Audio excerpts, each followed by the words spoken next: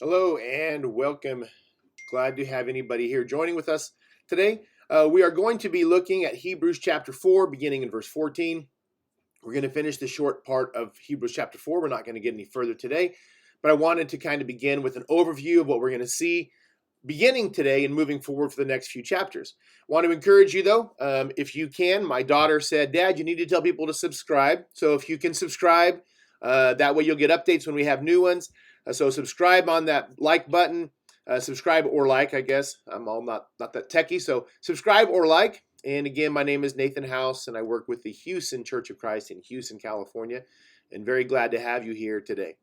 So we're going to look then today, beginning, and we're going to be looking at Hebrews chapter 4. If you look on the screen here, verses 14 through the end of chapter 4.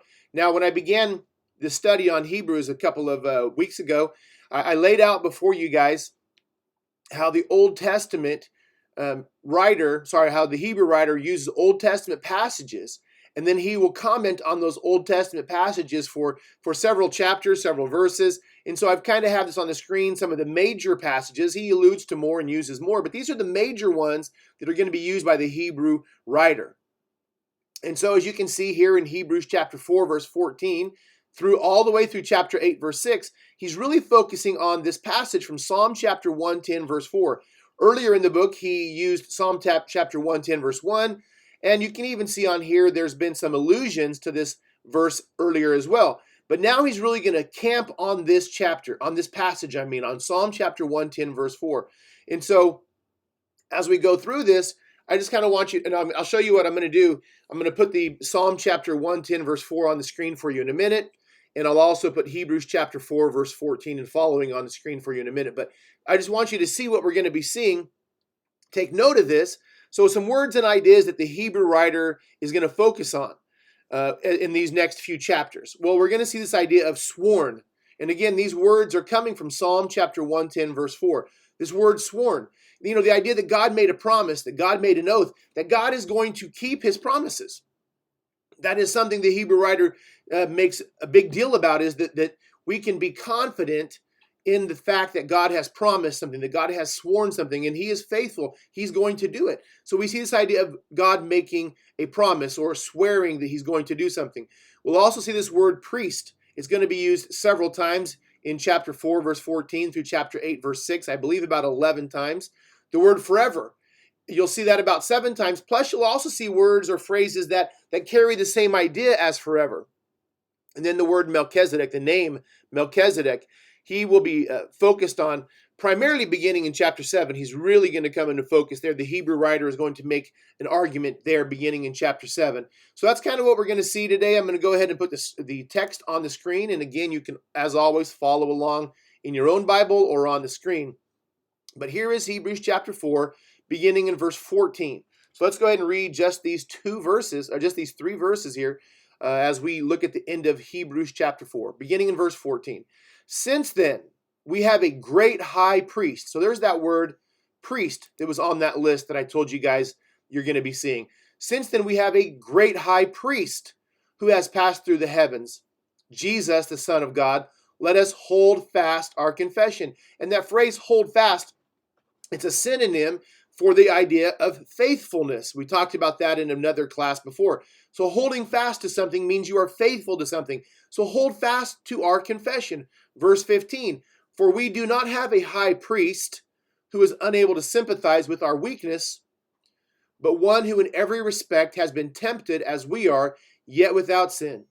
Let us then with confidence draw near to the throne of grace, that we may receive mercy and find grace to help in time of need. So here is this word priest, and it becomes again a significant word.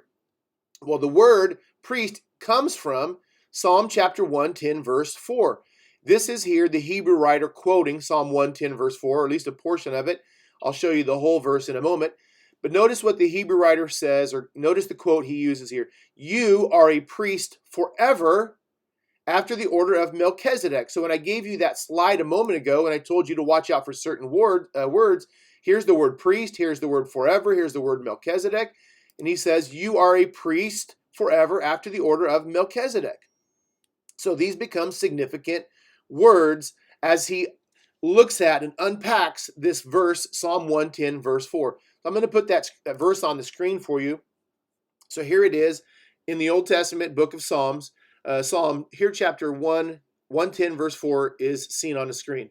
The Lord has sworn. And so there is another word that I said we're going to take note of. The Lord has sworn. The idea of him promising, the idea of him making an oath. The Lord has sworn. And again, if the Lord has sworn, he says he's not going to change his mind. The Lord has sworn. He's not going to change his mind. He will not change his mind. What has he sworn? What is he not going to change his mind about? That you are a priest forever after the order of Melchizedek. And again, earlier in this chapter, this first verse is unpacked earlier in the book of Hebrews as well, where the Hebrews writer talks about this verse for a bit. Let's go ahead and just read that verse again. The Lord said to my Lord. So Yahweh, that's the word Yahweh. See how it's all capitals? That's telling the reader that this is the Hebrew word Yahweh, the name of God Yahweh. Yahweh says to my Lord, or Adonai. So Yahweh says to my Lord. So we have Yahweh, we have my. This is referencing David. See, David here is listed as our author, and we know that to be the case. Yahweh says to my Lord. So Yahweh says to my master, to my Lord, sit at my right hand until I make your enemies your footstool. So this first verse is what we call an enthronement text. This is a verse that highlights the fact that the Lord of David is going to be a king. Sit at my right hand until I make your enemies your footstool. And again, this goes back to Hebrews chapter 1, where the Hebrew writer is arguing that Jesus is a king. But then really he focuses more on this fourth verse. The Lord has sworn and will not change his mind. So Yahweh has sworn, you, David's Lord, you are a priest forever after the order of Melchizedek. So again, this idea becomes significant to the Hebrew writer. This verse becomes significant to the Hebrew writer. Let's go back to that text in the book of Hebrews for a moment here. So he says here in this passage, since then we have a great high priest who has passed through the heavens. Who is this high priest that David was writing about? Who is the high priest that was going to reign forever after the order of Melchizedek? Who is this high priest? Jesus, the Son of God. Since we have Jesus as our high priest, what's the conclusion? Hold fast. Since we have Jesus as our high priest and he will serve forever, remember that is one of those key words, right? Since he will serve forever as a high priest, hold fast your confession. Be faithful to your confession. He says in verse 15, for we do not have a high priest. He begins to unpack this idea of high priest a little bit more. We do not have a high priest who is unable to sympathize. You know, the Hebrew writer makes this point also in his writings, that Jesus took a body of flesh. He took a body, and he uses that passage from Psalm chapter 8, you became a little while lower than the angels, talking about that time in the life, talking about that time in the existence of Jesus on earth.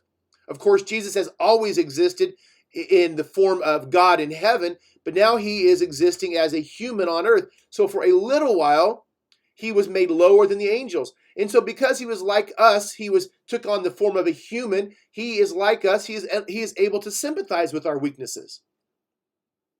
We have a high priest who can sympathize. In every respect, like we have been tempted, he has been tempted. But the difference between Jesus, the Son of God, the high priest, is that he didn't yield to sin. You see, he was faithful to God. He was faithful to God and he did not sin. He didn't yield to the temptations that we have yielded to. Yet even though he didn't yield, he still has been there. He knows the hardships we go through. He knows the temptations we face, yet he was able to endure them without sin. And this is wonderful for us. Because first of all, we have a high priest who understands what it's like to be tempted. He's not walking, he has walked in our shoes. He hasn't been removed from the experiences of humanity. He has walked in our shoes. That's good news for us. He understands where we're coming from. What also is good news for us is that he did this without sin. That becomes more significant a little bit later, and we'll talk about that later, but it's significant for this real quick reason, I'll just highlight it, is that he becomes then the high priest who doesn't have to offer sacrifices for his own sins. He's a perfect high priest. He is the only one who can come into the presence of a holy God.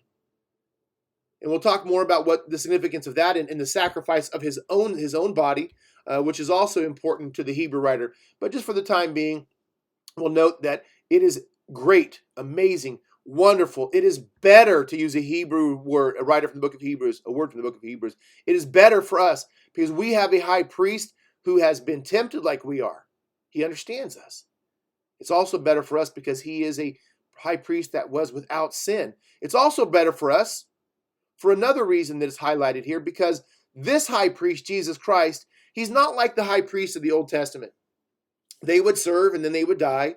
There would have to be a new high priest and he would serve and he would die. But this high priest, Jesus Christ, the Son of God, he serves, he ministers forever on our behalf. He ministers forever on our behalf.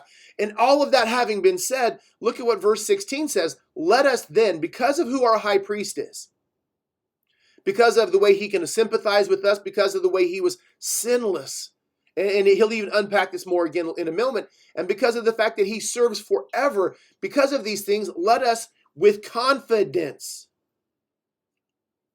How scary would it have been to have been a high priest in the Old Testament, to go into the presence of God, to go behind that curtain. Once a year, the high priest would go behind that curtain in the tabernacle. Once a year, he would pull that curtain apart. He would go behind that curtain, but he would have to offer a sacrifice for himself. He'd have to offer a sacrifice for his sins, and he would burn this incense right before that curtain, and so that he could go into that curtain once a year, and he would meet, listen to this, he would meet God behind that curtain. Just notice real quick this little diagram of this Old Testament tabernacle. And again, later on, the tabernacle was replaced with the temple. But priests could come into the holy place.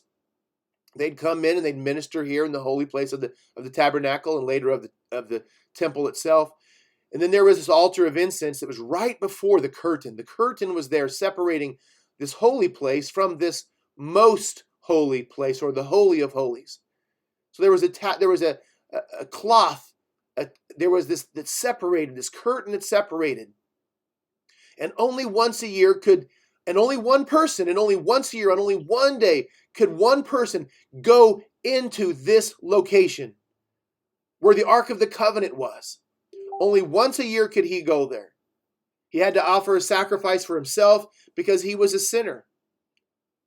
And once a year he would go into there on the Day of Atonement, Yom Kippur. He'd go into that place. And he'd offer sacrifice for himself. He'd go in there, he'd offer sacrifices for the people of Israel. And he would go in there and he would meet God in that area. In the book of Exodus, chapter 25, notice what it says here, beginning here in verse 20. The cherubim shall spread out their wings above, overshadowing the mercy seat. So this is talking about the Ark of the Covenant. And the cherubim, these creatures, these heavenly creatures, their wings would be spread out over the Ark of the Covenant, the mercy seat. That is what it's called, the place where God was sitting. This was his earthly throne, if you will. He has a heavenly throne, but this was his earthly throne. And you shall, overshadowing the mercy seat with their wings, their faces one to another, toward the mercy seat shall the faces of the cherubim be. And you shall put the mercy seat on top of the ark, and in the ark you shall put the testimony that I give you. Now watch verse 22. There I will meet with you. How amazing. There I will meet with you, says Yahweh. There I will meet with you, the high priest, from above the mercy seat, from between the two cherubim that are on the ark of the testimony. I will speak with you all that I will give you in commandment for the people of Israel. So notice what he says, I will meet you there. I will speak to you there. There behind that curtain, in that holy of holies, that most holy place, there God said, I will meet you. In the book of Hebrews, going back here, he said, we have a high priest. He understands what we've been through. He has passed through the heavens. He's been tempted as we are, yet without sin. He reigns He lives forever as high priest.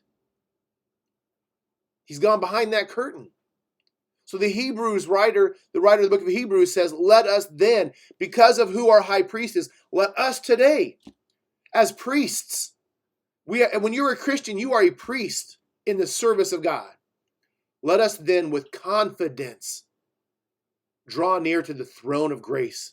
That throne, that mercy seat where God sits, where God will meet with the high priest. And in this case, where God meets with us because of our perfect high priest. Let us then with confidence draw near to the throne of grace. What's waiting for us there? Well, God is waiting for us. But what else is waiting for us that God gives us? Mercy and grace to help in time of need.